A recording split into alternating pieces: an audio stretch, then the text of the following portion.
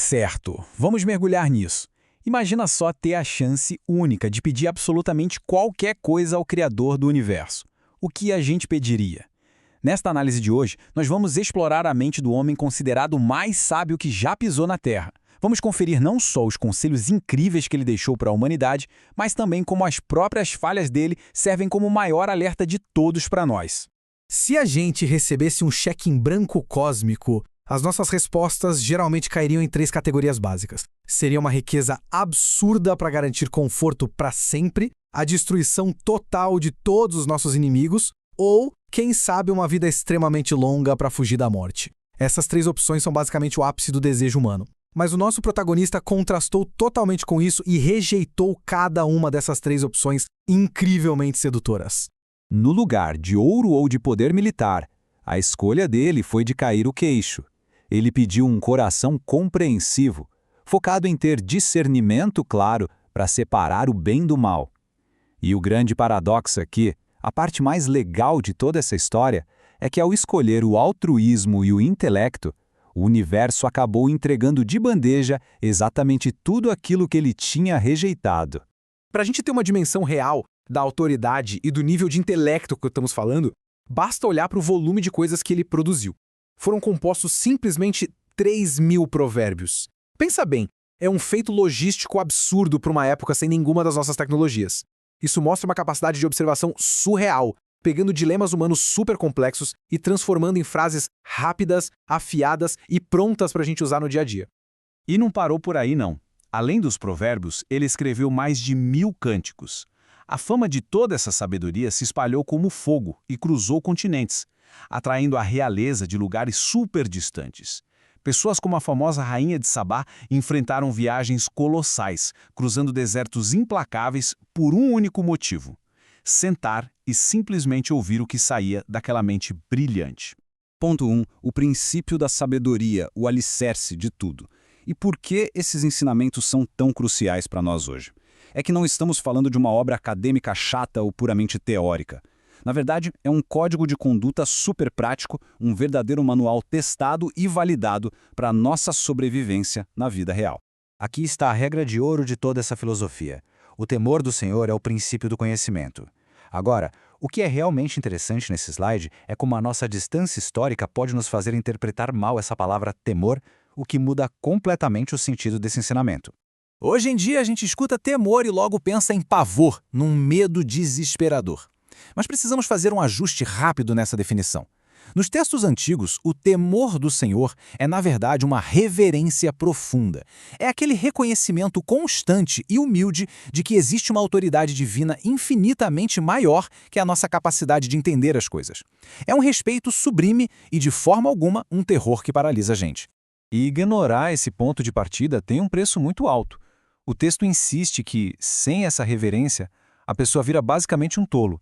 É alguém que ativamente despreza a instrução e acha que sabe mais que a própria ordem do universo. O resultado inevitável de viver assim, sem reflexão, é dar de cara com as consequências espirituais e a justiça divina. O que nos leva ao ponto 2, o perigo das influências, protegendo a mente. Uma boa parte da obra foca muito em quem a gente deixa entrar no nosso círculo íntimo. O ensino de pais e mentores é tratado ali como um diadema de graça, ou seja, é um escudo invisível importantíssimo para blindar a nossa mente contra distrações e nos ajudar na hora de tomar decisões difíceis. E no meio de todos os conselhos, tem esse aviso direto e super pesado: filho meu, se os pecadores te atraírem com afagos, não consintas. Esse é um alerta monumental. Ele nos lembra que o nosso destino não é moldado apenas pelas nossas boas intenções, mas sim pelas pessoas que nós damos permissão para nos influenciar e caminhar do nosso lado. Andar com as pessoas erradas custa caro demais. O aviso detalha que, se a gente se junta com quem trama o mal ou age contra os bons princípios, a gente acaba jogando a instrução e a sabedoria pela janela. E a pior parte, quem compartilha dessas atitudes acaba pegando carona para o exato mesmo destino trágico que a justiça divina reserva para a perversidade. É literalmente uma reação em cadeia. Vamos avançar e ver como isso se constrói na prática. No ponto 3, sabedoria na prática, o famoso julgamento. Porque é muito fácil falar de sabedoria na teoria, sentado no conforto e na segurança de um palácio. Mas e na vida real sob pressão máxima? A história nos traz um cenário de altíssimo risco que ficou famoso no mundo inteiro exatamente pela sacada genial na hora de resolver o problema. Pensa na tensão do momento. Duas mulheres disputando desesperadamente a maternidade de um único bebê vivo, sem nenhuma testemunha por perto. Como não tinha teste forense naquela época, o rei lança uma proposta de chocar qualquer um, cortar a criança ao meio para dividir de forma igual. Na mesma hora, o instinto materno falou mais alto. A verdadeira mãe implorou para dar o bebê para a rival, escolhendo a dor da perda só para garantir que a criança vivesse. O caso foi resolvido sem força bruta, usando apenas uma leitura cirúrgica e brilhante do coração humano. Isso ilustra brilhantemente a essência de como a verdadeira justiça funciona. A inteligência conectada ao divino não perde tempo com os gritos e com o teatro das aparências superficiais. O foco central é sempre preservar a vida. Ela corta o problema direto na raiz, separando as mentiras das verdades mais profundas que se escondem nas emoções mais puras das pessoas.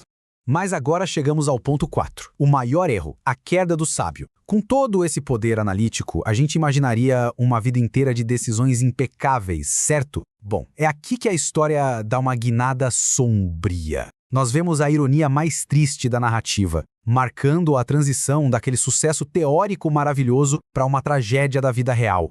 O autor deixou documentado exaustivamente seu amor pela sabedoria, afirmando que ela era muito mais desejável que o ouro fino e mais doce que o mel. Era literalmente o troféu máximo da existência. Mas o grande choque é perceber que apenas amar a verdade na teoria não serve de escudo indestrutível contra os tropeços do nosso dia a dia. A reviravolta na história é trágica. O dono da mente mais invejada da humanidade simplesmente vacilou. Ele fez várias alianças políticas que resultaram em centenas de casamentos com esposas estrangeiras e deixou que isso falasse mais alto. O coração dele acabou sendo desviado de forma profunda para a idolatria. É um choque absoluto ver a sabedoria intelectual mais perfeita desmoronar por causa de ações humanas totalmente falhas e mal vigiadas. Então, o ponto crucial é este. Carregar o mapa correto no bolso não significa de forma alguma que os nossos passos vão na direção certa. Saber o que é moralmente correto não garante nada se a gente não colocar em prática. A sabedoria não é uma vacina de dose única. Ela exige uma vigilância feroz e diária. As más influências nunca atacam de frente. Elas vão rastejando silenciosamente pelas beiradas, aproveitando as nossas pequenas permissões até dominarem o centro da nossa vida.